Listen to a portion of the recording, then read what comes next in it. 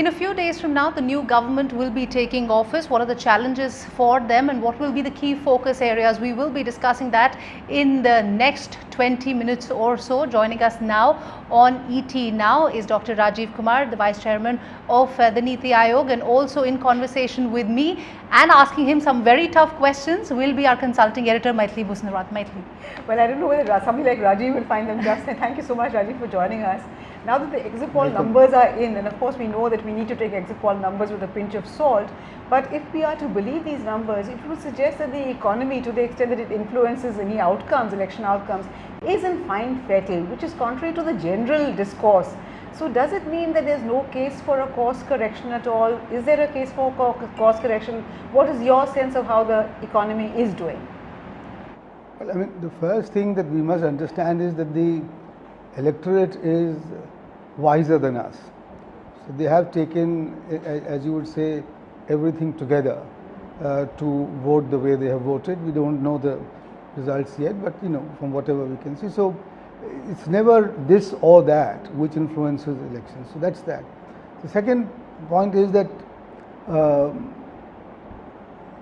it's not, course correction is, I'm not sure what that implies, because I think so I can see this government, the present government has been on a path of structural reforms, has undertaken very tough ones, some very tough ones, and to that extent I think the current conjuncture, the current position represents much more a stage of work half done, as it were, and more work needing to be done in the same direction in some sense, which is that you have to take, as in the past, tough decisions, but then you have to follow up on whatever you started.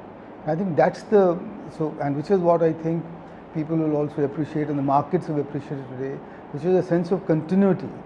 So rather than have sort of a round of discontinuous change, so that's what. So I don't think any course correction is required, but the completion of whatever has been started, which is a lot that has been started, and then to take some last mile steps to ensure that the fruits of what have been done in the past now can be gathered, as it were, and now can come to the state of the economy is... Absolutely. Dr. Kumar, since you are talking about how reforms are a continuous process and the markets also in this case have kind of appreciated that, what explains the current slowdown, whether we're looking at the FMCG numbers, the auto numbers? Is there a need for the next government to perhaps relook at what's happening with growth and perhaps revive it as well? Is there a slowdown to your mind, or is it an exaggerated kind of sense? But there are signs clearly of economic slowdown. The vehicles, the cars that have happened, and or the FMCG growth and so on. So, and I think we had expected some of this because of the what happened with the credit markets, especially after the ILFS and so on, and its impact on the non-banking financial companies, the housing financial sector. So I think there is clearly a need to take cognizance of this, because whatever you do today will have an impact only after a while. So we do need to make sure that the steps, some of the steps to revive the flagging demand, both investment and consumption demand, do need to be taken. Now, as I said, a large number of these steps would perhaps be similar to what has been done in the past. But we need to focus on the nitty-gritty of it and to see as to what are the actual causes of it, and that will be done when the new government takes over. So do you see the need for a stimulus, either fiscal or monetary, a specific stimulus? I am not so sure, because I think the RBI, for example, has been cutting rates, and maybe that's the way to go forward for them. And they're changing their stance, and I think maybe there's another need to change stance. But maybe what we need to do is to now focus much more on growth, both in monetary and fiscal policies, than on stability. So what we have done is to deliver, what this government has done is to deliver a very amazing 5 years of macroeconomic stability, along with about 7% growth. That's been very rare, that if ever that's been done, that you've had an average inflation of less than 4%, a current account deficit which is well in control, a fiscal deficit which is also within bound range, as it were, plus growth. So I think this has been, and to that extent there is this foundation has been laid now, to get the growth up, as it were. But what we need to do is to now change gear from saying that yes, we have consolidated, we have gotten over the legacies that we had inherited, the economy is now on a solid base, let's now get growth going. And for that, whatever we need to do, maybe for example a further cut in the lending rate, but more importantly maybe the improvement in the transmission rate, so that whatever cuts the RBI does make are passed on to in the form of lower cost of capital. I'm sure you know that the real cost of capital in India is terribly high, much higher than what we've got 9.5%, while China is about 4.5%. So I think that has to be brought down. How will that be achieved is something that we'll need to go into. So would there be any rethinking on inflation targeting? Clearly in hindsight, perhaps the excessive emphasis on that inflation targeting, that range, has cost us something in terms of growth. So likewise in IBC, where we did the amendment, will there be any, do you think any government will need to rethink these two things? And also on fiscal deficit, have we been a little over conservative on that? I have always maintained that it's the revenue deficit which is more important, because we need to keep that in control, because if we borrow to expand economy's capacity, that's not such a bad idea, as long as the rate of growth is maintained. I mean, you can do that. So I have never been a fiscal hawk, so I can say that again with confidence, that whichever government, the government which comes into office should have a look at that, I think, in some sense. The other thing is that we need to also try and take steps to borrow more at a quasi-sovereign level, because that what happens is that because you borrow only at the central government level, therefore the credit rating agencies look at that debt to GDP ratio, and we are not being able to pass down our borrowing burden to the subnational level, as a result of which our leveraging is much lower than what is that of China, and our credit ratings are not that good. So that's one step that we need to take. On inflation targeting, I hope the MPC will have a very good look at it, in the sense that is the 4% plus minus 2, which is often taken more as minus than plus, can be relooked at, because but at the same time it's very clear that we cannot have a situation of rising growth with rising inflation, because that, I think, gets you into a boom and bust cycle. And I think to that extent, a broad macroeconomic stability, I think, is desirable. Dr. Kumar, you have given us a headline there where you're saying there is perhaps a need to relook at the inflation targeting mechanism, but help us understand. By the MPC, of course. But help us understand, the current slowdown in consumption that we are witnessing, what will it really take to revive that? And should we now shift focus from consumption to investment? I think Mathili has a point. I mean, that's the point to make. See, you don't, as an economist purely, you don't want to trigger higher consumption just on its own, because very soon it reflects into higher inflation because of production constraints and capacity. What you need to do is to ramp up your investment demand, and you ramp up your investment demand in the many sectors which need doing. I mean, infrastructure is of course oft repeated, but in agriculture, for example, I mean, it's quite incredible that agriculture gets only, I think, 2.5% of total investment in the economy, and yet only 10% of our agricultural output is processed. So you have a lot of scope in agro-processing industries where investment can be ramped up. Similarly, in agricultural logistics, beyond the gate, in packaging houses, for example, I think there's a 90% shortage out there. So that sort of thing. So I think that's where. So if you can ramp up investment demand, I think that's much better, because then the consumption demand comes along. But we've been waiting for private investment to come in for a very long time, and that really hasn't happened. But now, for the first time, as we noticed, the credit growth from the commercial banks is beginning to pick up, and and to that extent, it shows that there is more demand, more appetite from the private sector for investment.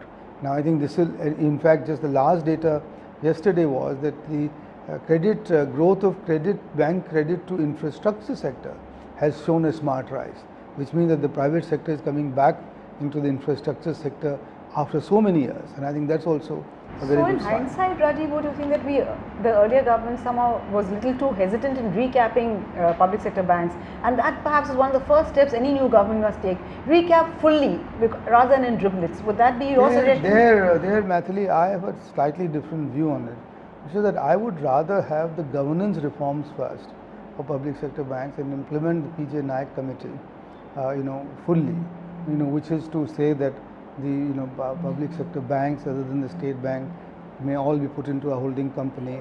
There is a governance structure. All the positions of the board of directors be filled up, and an arm's length relationship between the government and the public sector banks be established as clearly as possible. Once you've done that, and once also, by the way, you have had a very good look at our capital adequacy norms, which are higher than Basel Committee. I don't understand that, because if your 60% of your banking sector is sovereign, I mean sovereign guaranteed, why would you want a capital adequacy norm which is 1%, full 1% higher? If you just bring it to par, then you increase credit in the market by maybe about 20% or something like that. So I think all of those things perhaps come earlier than just a mere recapitalization. But governance reforms, Rajiv, will be medium term. It cannot happen overnight. And political appetite for that is also a little difficult to come by for almost any government. So do you not need to recapitalize right away, because that's something that you need to do immediately? If you keep waiting for governance reform, it will never happen perhaps. You're absolutely, you're of course right. The only thing is that the danger can well be that you recapitalize the bank and you find a lot of that going back to government securities. So how do you make sure that the credit expansion of the commercial bank also takes place at the same time, which is what you really do want to do? And I think to that extent, maybe you need to implement these governance reforms in a hurry, so that you can do both those things in short time.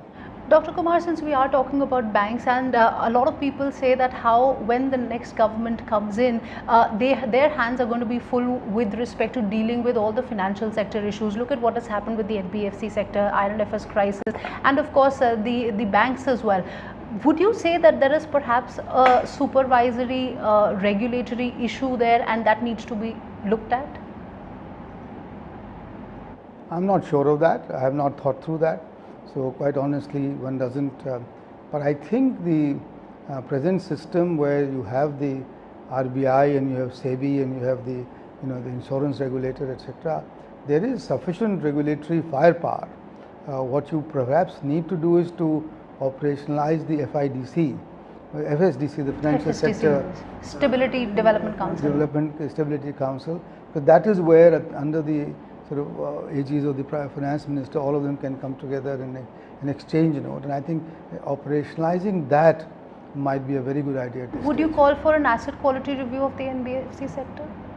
Would that be too dangerous? You wouldn't like to see what is happening. I don't think so at this time. I think what we need to do is to get the NBFC sectors back on its feet, because it's taken a hard knock. It provided a very yeoman service in the 5 years when the banking sector, commercial banks were very shy, and they stepped in and and their credit expanded and quadrupled and so on. And I think and they are the sector which also are much quicker on the feet in terms of financing consumer borrowing and consumer durable lending. And I think it is therefore quite incumbent upon us to actually do whatever we can to bring the NBFC sector and the HFC sector strongly back on its feet. And in that case, I am reminded of a step that Dr. Raghuram Rajan had taken in September of 2013, where again the rupee was on a free fall, if you remember, etc.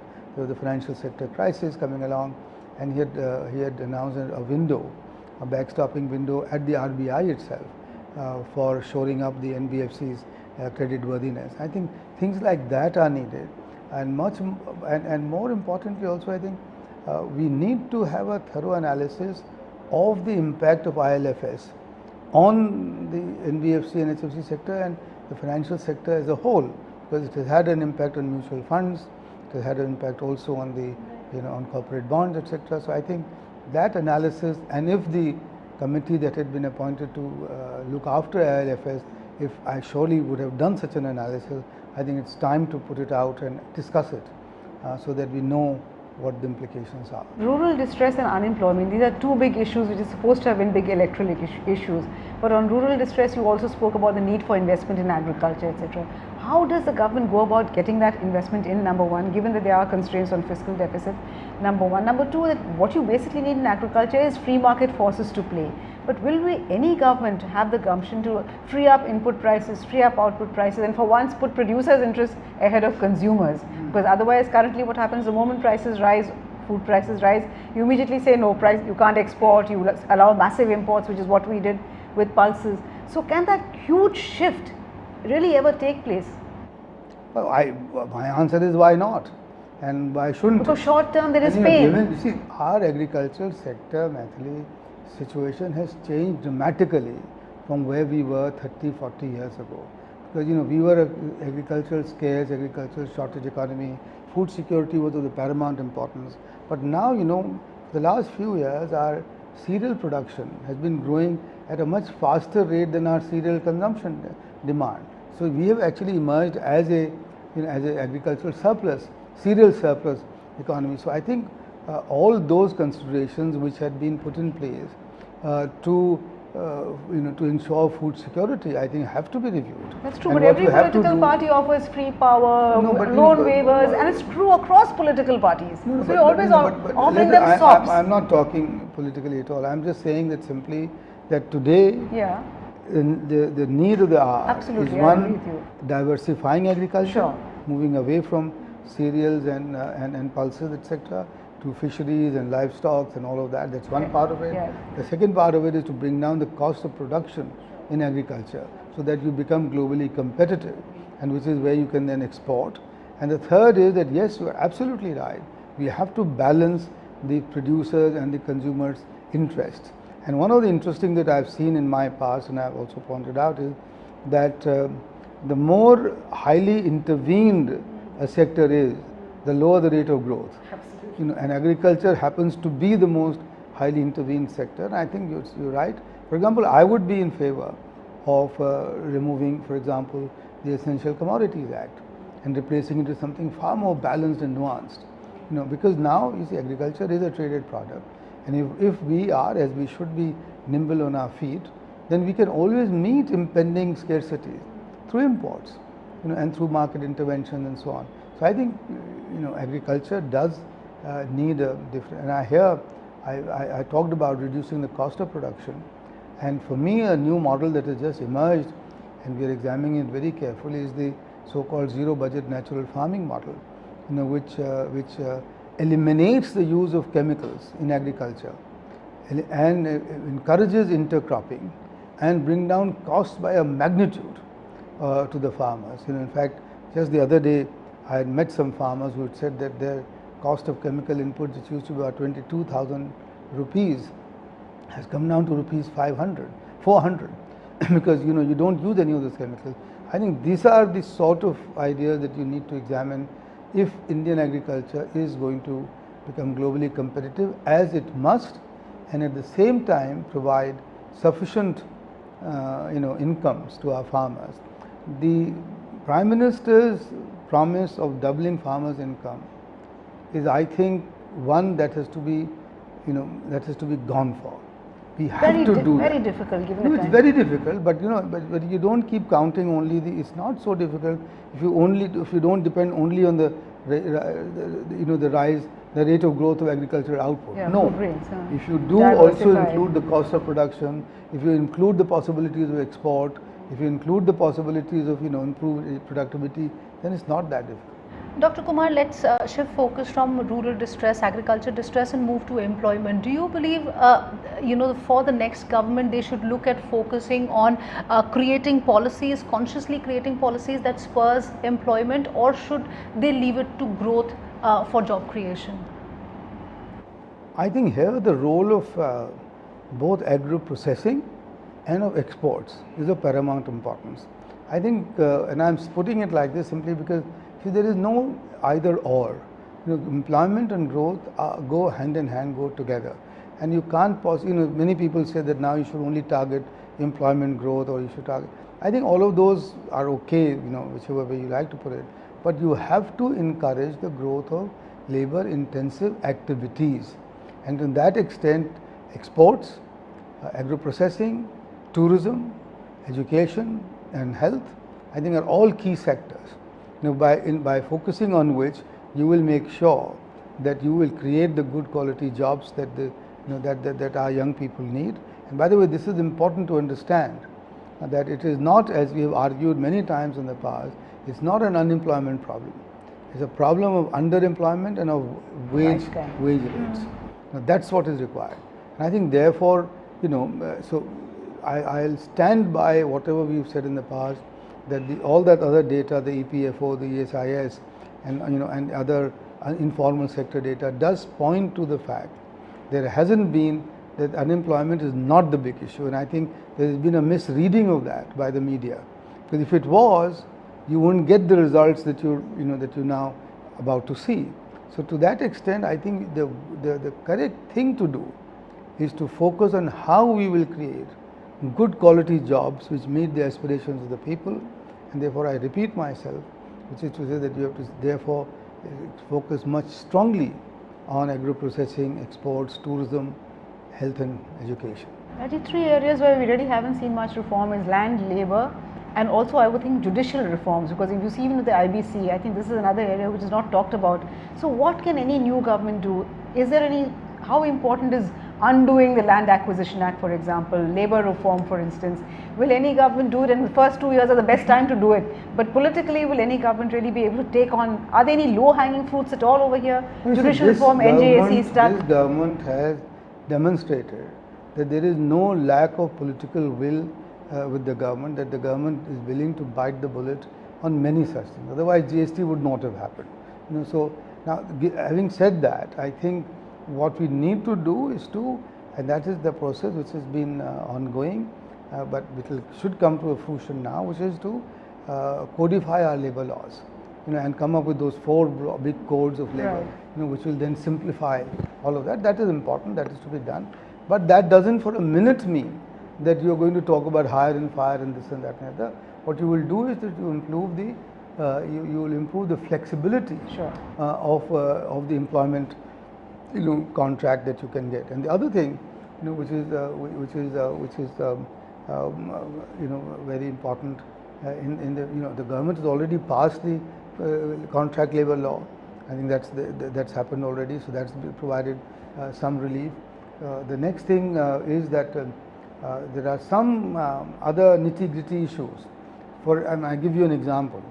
We have laws now in place which ban the opening of restaurants beyond 11 p.m. Now, if you do that, what you've done is that you remove the third shift of employment from restaurants, and I don't see why we should have that. So if you allow the restaurants to be open till 1 or 2 a.m., then you increase employment by maybe 20-30%. Now, these are the sort of nitty-gritty measures that you want to focus on to try and remove some of the impediments in generating more employment. So that's when and I said earlier, the labour codes should be ready and should be passed by the Parliament as soon as possible. And land and judicial? Judicial, no comments at all, because I think it's beyond. It's a complete mess. I don't, whatever, no comments at all. On the land issue, I think there is a way forward, which is that you need to have an inventory of all the land holding that already is within the public authorities at all levels of the government. So if you get an inventory of that, then you can perhaps beat the problem of the land acquisition prices and the delays by making that land available.